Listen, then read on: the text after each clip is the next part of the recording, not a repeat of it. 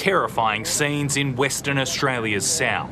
Ferocious flames fuelled by extremely strong winds and hot conditions.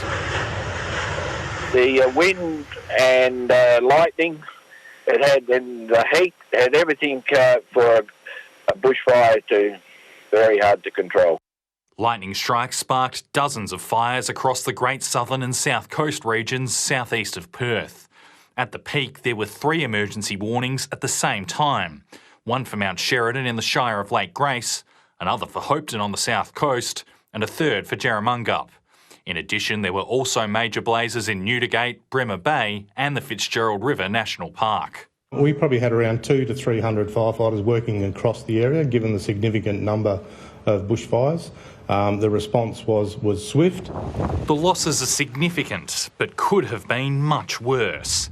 In Jerramungup, one house was destroyed, but the blaze nearly entered a housing estate, which could have been devastating.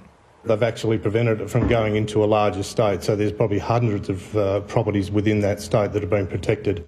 In Hopetoun, at least 2 houses were destroyed, but it may be more. Another 3 buildings also burned down, with officials still trying to determine whether they were houses. Heavy fuel loads and the tricky weather conditions made for an extremely difficult situation. With locals breathing a sigh of relief, the outcome wasn't much worse.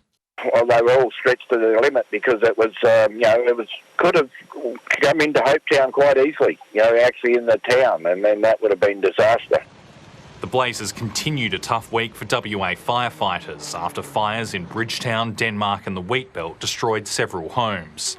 And authorities are bracing for more to come, with hot conditions expected mid-next week. Returning to mid to high 30s, so we could be again out in the anywhere around the state fighting significant bushfires. A nervous wait for firefighters after an exhausting few days. Jacob Cakey, ABC News.